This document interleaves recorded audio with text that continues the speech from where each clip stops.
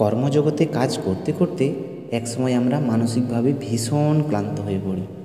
আর ক্লান্তি দূর করতে না পারলে নতুন কোনো কাজে আমাদের মনই বসে না।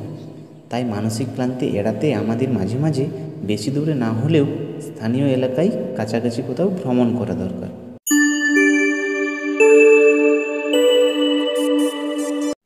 এইরকমই মানসিকভাবে ক্লান্ত আমি ও বুবাই একদিন বাইক নিয়ে বিকেল বিকেল করে বেরিয়ে পড়লাম।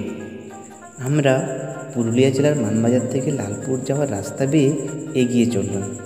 মোটামুটি 10 কিলোমিটার যাওয়ার পর অর্থাৎ পুঞ্চা ঢোকার ঠিক আগেই আমাদের চোখে পড়ল তাল ও খেজুর গাছের সারি সারি সমারোহ। জমির আলের উপর সারি সারি তাল গাছ, যেন তারা প্রতিজ্ঞাবদ্ধ হয়ে নিজের নিজের জায়গা দখল করে দাঁড়িয়ে রয়েছে।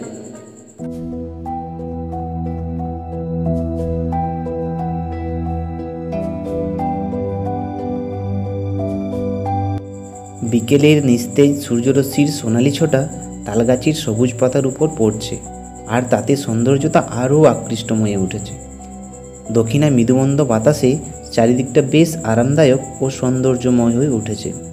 এমনই সময় আমার মনে পড়ে গেল বাল্যবেলায় পাঠ করা সেই কবিতার লাইন, রবি ঠাকুরের সেই লাইন, তালগাছ তালগাছ এক পা দাঁড়িয়ে সব গাছ ছাড়িয়ে।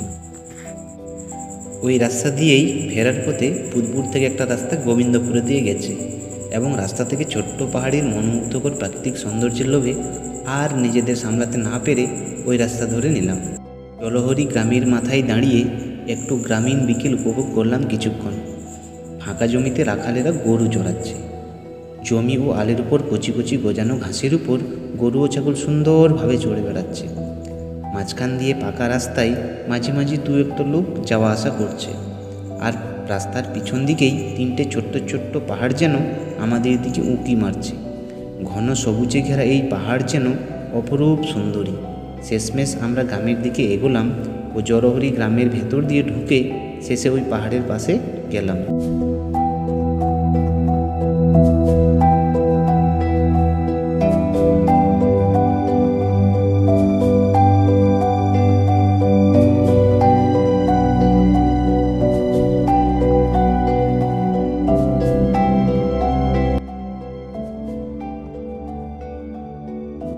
আর এই সূর্যাস্তের সময় পাহাড়ের অপরূপ সৌন্দর্যতা দেখুন।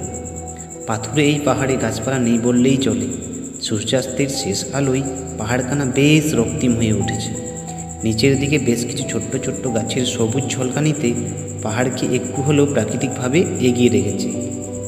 আর এমনি পাহাড়ি গ্রামীণ রাস্তায় কার না যাতায়াত করতে ভালো লাগে বলুন।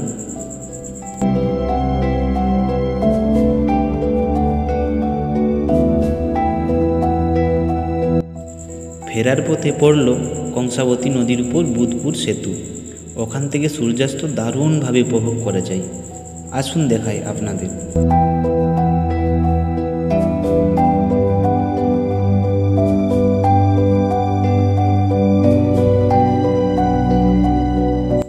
সূর্যাস্তের রক্তিম আভা নদীর অবশিষ্টাংশ জলের উপর পড়ছে, আর তাতে জল দর্শকের কাছে আরও আকৃষ্টময় হয়ে উঠেছে। পাশেই রয়েছে কাঁচা ইট পোড়ানোর ভাটা ও কচি কচি ঘাসে ভরা মালভূমি অঞ্চলের জমির ক্ষেত। সত্যি অপরূপা সুন্দরী আমাদের এই পুরুলিয়া।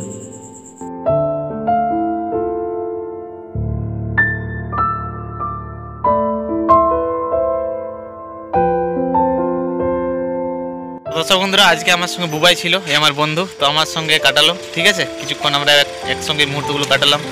তো কত সুন্দর আজকের যে জার্নি ছিল, কেমন লাগলো বাবা একটু আমাদের সঙ্গে, একটু দর্শক বন্ধুদের সঙ্গে শেয়ার করো। হ্যালো দর্শক বন্ধুরা, আমরা পুরুলিয়ার মধ্যে যে গ্রামীণ পরিবেশে যে মনোরম দৃশ্য আপনাদের সামনে তুলে ধরেছি। এখানেও খুব ভালো ভালো খুব সুন্দর দৃশ্য রয়েছে, এগুলো তুলে ধরেছি আপনাদের সামনে, এবং ভবিষ্যতেও আরও ভালো ভালো সুন্দর সুন্দর একদম নতুন দৃশ্য আপনাদের সামনে তুলে ধরার চেষ্টা করব। আপনারা দেখুন, দেখতে থাকুন।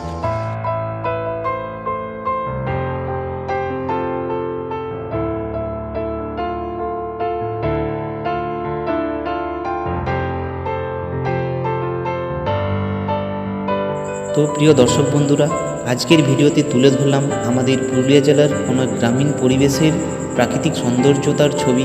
পরবর্তীকালে এরকম ভিডিও নিয়ে আমরা আবার ভিডিও বানাবো। তো ততদিন সবাই ভালো থাকবেন, সুস্থ থাকবেন। জয় হিন্দ, জয় ভারত।